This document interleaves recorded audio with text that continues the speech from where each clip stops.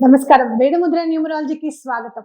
ఇవాళ మనం శ్రీపాదుల వారి గురించి మాట్లాడుకుందాం. శ్రీపాద శ్రీవల్లభులు కలియుగంలో ఆ దత్తాత్రేయ స్వామి వారి మొదటి అవతారం. స్వామి గురించి ఎంత చెప్పుకున్నా కూడా తక్కువే.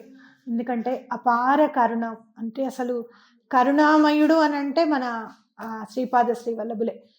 అసలు దండం పెట్టుకుంటే చాలు తప్పకుండా పని అవుతుంది. స్మరణ మాత్రేన సంతుష్టులు.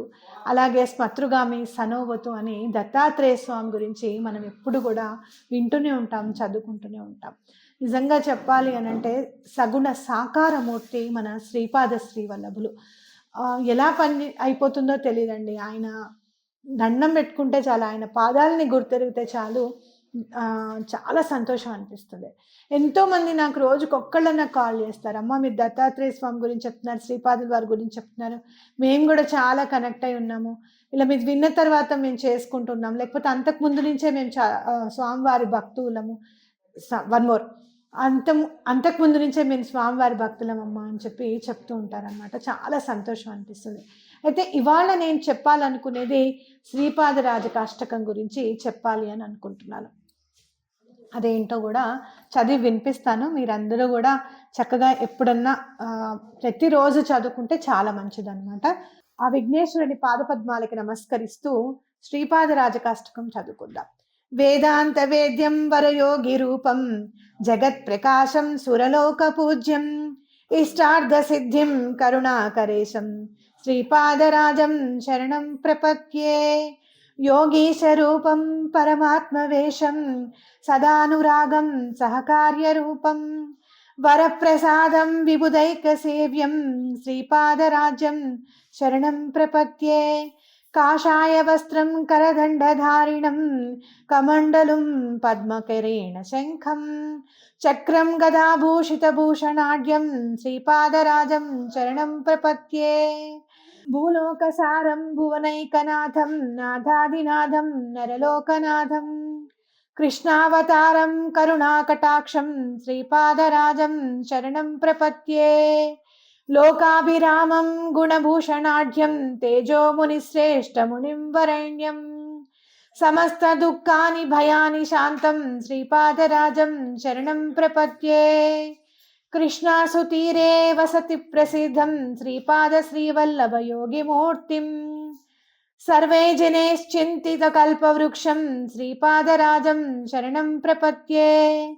మంత్రాబ్ధిరాజం యతిరాజపూజ్యం త్రైలోకనాథం జనసేవ్యనాథం ఆనందచిత్తం అఖిలాత్మతేజం శ్రీపాదరాజం శరణం ప్రపద్యే.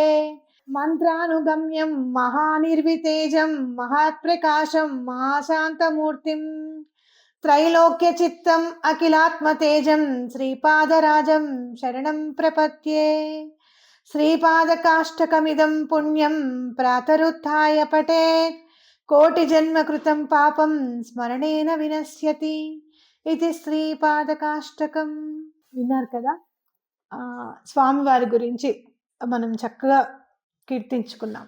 అయితే ఈ మధ్య కాలంలో స్వామివారి చరితామృతం గురించి నోటికొచ్చినట్టు మాట్లాడి అందులో కంచి పీఠం వాళ్ళని కూడా ఇన్వాల్వ్ చేసేటట్టుగా వాళ్ళకే ఒక నెల రోజులు టైం ఇచ్చేంత గొప్పగా మాట్లాడారు ఒకరు. అయితే వాళ్ళు ఏమన్నా మాట్లాడినివ్వండి, మన తండ్రి గురించి మనం మాట్లాడినప్పుడు మనం ఊరుకోం కదా, ఆ తండ్రికే అప్పచెప్తాం. నేను అదే పని చేశాను. శ్రీపాద, నీ గురించి ఇలా మాట్లాడుతున్నారు, నీ చరిత్ర గురించి ఇలా మాట్లాడుతున్నారు, నీ చరిత్రలో ఇలా రాశారు, ఇవి తప్పు కదా అని చెప్పి ఇష్టం వచ్చినట్టు ప్రలాపన చేస్తున్నారు.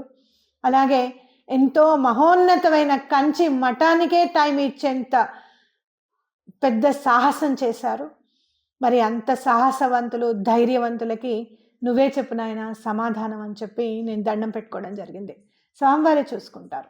అయితే శ్రీపాద శ్రీ వల్లభుల చరితామృతం చాలా విశిష్టమైనది అని చెప్పడానికి నా జీవితంలో ఒకటి జరిగింది. అది ఏంటి అని అంటే, మీరు చూస్తే కనుక 10వ అధ్యాయం చదివితే ప్రారబ్ధ కర్మలన్నీ కూడా నశిస్తాయి, అంటే పునర్జన్మ పాపాలన్నీ కూడా పోతాయి అని చెప్పి చదవడం జరిగింది. 10వ అధ్యాయమే నేను ఎందుకు చదివాను అంటే, దాంట్లో లక్ష్మీ నరసింహస్వామి గురించి చెప్తారు ఆ మొత్తం అంతా ఉంటుందన్నమాట. స్వామివారి అవతారాలు ఏమిటి, అసలు లక్ష్మీనరసింహ స్వామి వైశిష్టత ఏంటి అనేది కూడా చెప్తూ ఉంటారు. ఆ అధ్యాయం అంతా ఆయన నామం చుట్టూనే తిరుగుతూ ఉంటుంది.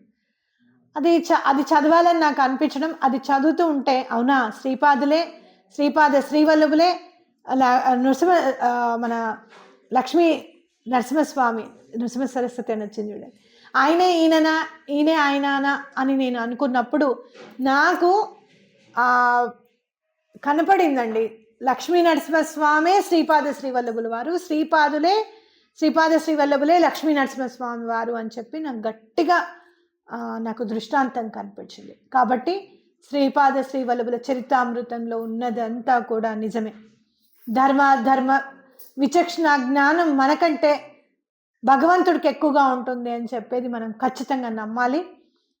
కాబట్టి ఇలాంటి ప్రేలాపనలన్నిటికీ కూడా మనం ఎక్కువ ఇంపార్టెన్స్ ఇవ్వకూడదు. ఇచ్చే వాళ్ళందరూ కూడా ఇచ్చారు, మంచి సమాధానం కూడా వాళ్ళకి దక్కింది అని చెప్పి మనం గుర్తుపెట్టుకోవాలి. కాబట్టి అందరూ కూడా శ్రీపాదుల వారి శ్రీపాద రాజకాష్టకం తప్పకుండా చదువుకోండి. స్వామివారికి దండం పెట్టుకోండి, ఇది చదువుకుంటాను, ఈ పని అవ్వాలని చెప్పి, తప్పకుండా మీకు అవ్వాలని చెప్పి, శ్రీపాదుల వారి ఆశీస్సులు మనకి ఉండాలని చెప్పి దండం పెట్టుకుంటున్నాను. శ్రీపాదరాజం శరణం ప్రపద్యే, శ్రీదత్తరాజం శరణం ప్రపద్యే. ఇంకోటి చెప్తాను, శ్రీపాదుల శ్రీవల్లభులకి లక్ష్మీ నరసింహస్వామికి అసలు తేడానే లేదు. ఎందుకు అంటే శ్రీపాద శ్రీవల్లభులది ఈ అష్టకం చెప్పాలి అని నేను అనుకున్నప్పుడు, వెంటనే చెప్దామని నేను ఉపక్రమించినప్పుడు లక్ష్మీ నరసింహస్వామిది ఇంకోటి మంత్రరాజం దొరికిందండి. అది కూడా మీకు చెప్తాను తప్పకుండా. నాకు చాలా సంతోషం అనిపించింది ఆ మంత్రరాజం దొరికేసరికి. అది కూడా మీతో పంచుకుంటాను నెక్స్ట్ వీడియోలో. అప్పటిదాకా ఉంటాను, మీ శ్రవణ్.